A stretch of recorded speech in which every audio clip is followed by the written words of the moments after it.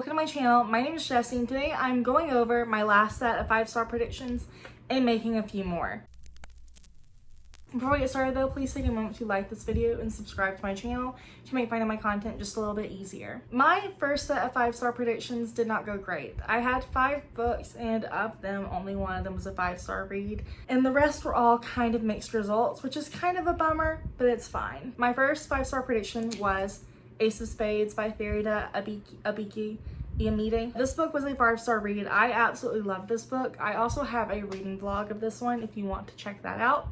But I really enjoyed Chimaka and Devon and learning about their story and what happened in their book. And I had a great time with this one. This was the only one that actually ended up being 5 stars for me. Queen of Nothing by Holly Black ended up being a 3-star rating for me. I loved the first 2 books and I had such high hopes for this one and it kind of just let me down. By the time I got to this one, Jude just wasn't making the same choices she'd made earlier. She was making kind of almost dumbed down choices. She seemed kind of dumbed down compared to how she was in the first 2 books. I enjoyed kind of learning more about her and Carden's romance, but at the same time, I didn't really care about that in the first 2 books. I enjoyed the politics of the series and this book just didn't live up to the first 2 and it was kind of a bummer. Instructions for Dancing by Nicola Yoon was a 4-star read. This book, if I could go back, I don't think I would have put it on this list because looking back at how I felt about the other 2 Nicola Yoon books after I read them, even though I think they were both 4-star reads, I was upset with something about it and that's why they both ended up being 4 stars rather than 5. And so that happened again with this one. There was just something that happened in this book that I wish had happened differently and I was incredibly bummed out by, so this was my fault. This was a me mistake. We Hunt the Flame by Hafsa Fazel was also 4 stars and I was incredibly bummed out by this one being 4 stars. The beginning of the book was incredibly slow and I was so worried it was going to end up being a 3-star read, but then it really picked up in the second half, but I couldn't in good conscience give it 5 stars just because I did not love the first little bit at all and it took me so long to get into the story and to get to the point where I could read forever without putting it down. I was so bummed by this though because I absolutely love Hafsa Fazel on Instagram. I love going to her account and seeing the stuff she's posted. It's fun, and so I really wanted to support this author. And 4 stars isn't a bad rating by any means. 4 stars is still a great rating. It's just, it was a 5-star prediction, so I'm a little bummed that I was wrong. And then finally, Witches Steeped in Gold was a 3.5-star rating for me. This book, I put this book on the list because I didn't know a ton about it, but the cover looked interesting, the title was interesting, caught my attention, and so I had high hopes. And I didn't really have the right expectations, I guess, maybe, I'm not quite sure. So I am actually really kind of bummed about this one, but this one is also my fault for not knowing more about the book before going into it. My next list of 5-star predictions does include more books, but I did try to take a little bit more care with picking this list.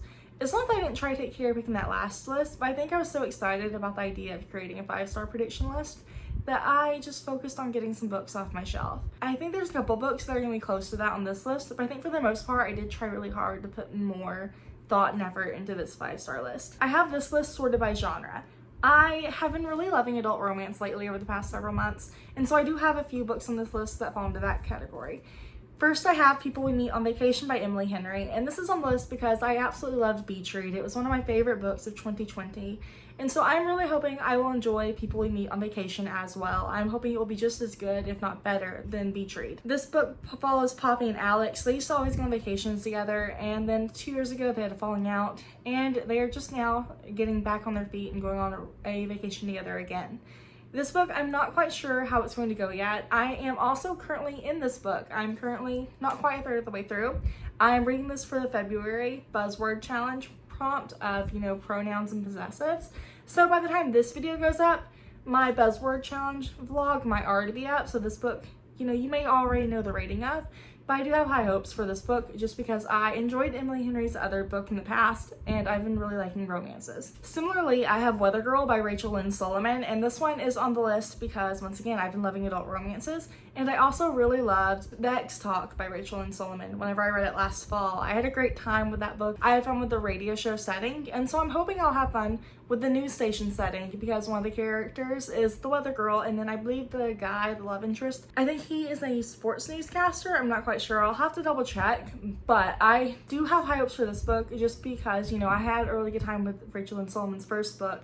This book is another one that has like a traditional media setting, I guess. I'm just hoping you'll have a good time with it. The Heart Principle by Helen Wong is another 5-star prediction for me. And this is because I absolutely loved The Kiss Quotient and The Bride Test. The Kiss Quotient was 5 stars. The Bride Test was 4 stars. I'm hoping this will be another 5-star.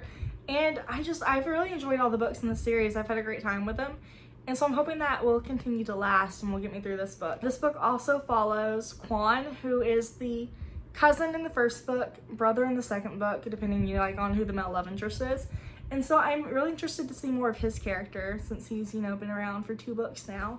And especially after the stunt he kind of helped almost pull at the end of the last book.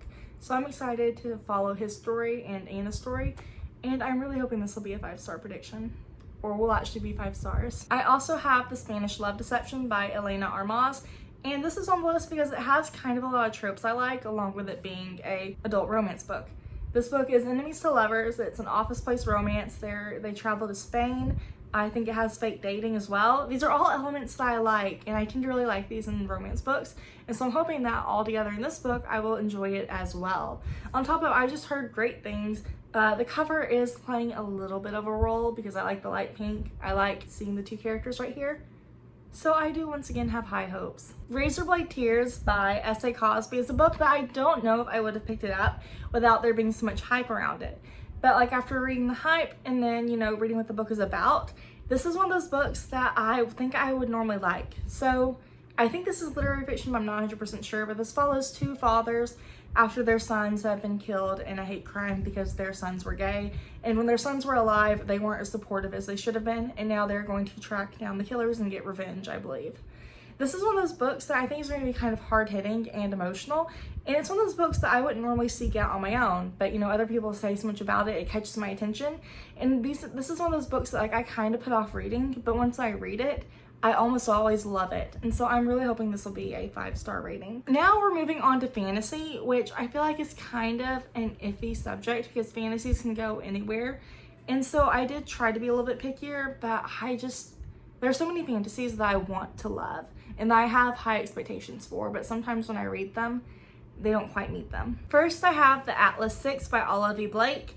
And I do have to admit that this book is kind of on this list because of the hype and the cover. I'm incredibly interested based off the hype I've heard. I don't know what it is about the cover. I like the way it feels and the way it looks. So that is playing a role, which could come back to bite me in the butt, but I'm hoping it'll work out. This book also includes dark academia and secret societies, which are things I like. That part of the book actually reminds me of Ninth House, which I absolutely loved. So here's to hoping this one will be a 5-star book. City of Brass by S.A. Chakraborty is another 5-star prediction I have. And this is kind of because I'm becoming more and more interested in adult fantasy, so I have high hopes for this one.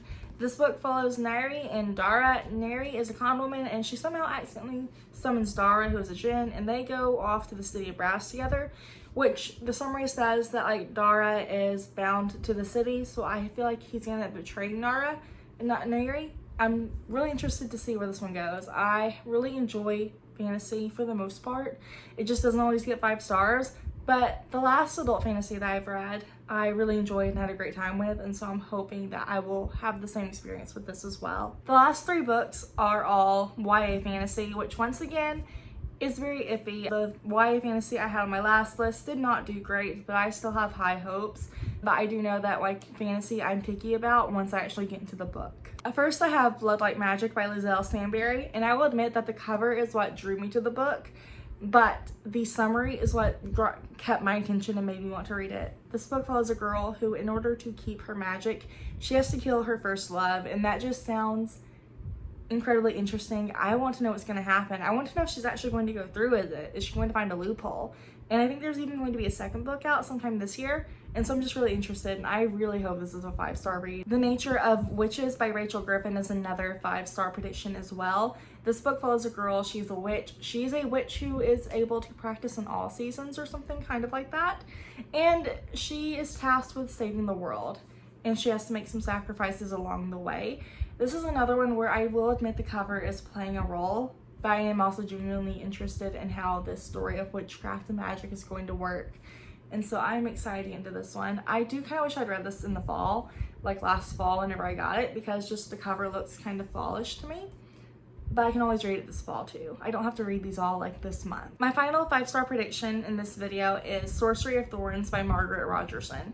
I absolutely loved An Enchantment of Ravens. I rated it 4 or 5 stars, and so that kind of is leading me to have high hopes for this book. Along with the fact that this book has a trope that I found that I really enjoy, which is the witch and witch hunter falling in love trope. And so far, I've only read that trope in YA books, but I have loved it in both the YA books I've read it in. And so I'm really looking forward to that. I'm hoping I will enjoy this book. I'm hoping it'll be a great read, and I'm interested to see where this goes. I kind of feel like I flew through this video, but all these books, I don't really know how to pinpoint why I think it's going to be 5 stars. I feel like a 5-star like prediction is more of a feeling with a little bit of, you know, actual information going into it. I'm not quite sure how to describe it, but either way, I have really high hopes for all these books. I hope that this set of 5-star predictions goes a little bit better than my first set. The books in my first set really weren't bad, it's just a couple of them were a little disappointing compared to what I'd hoped for. Please let me know what 5-star predictions you have on your own list, and thank you so much for taking the time to watch this video. I'll talk to you later. Bye.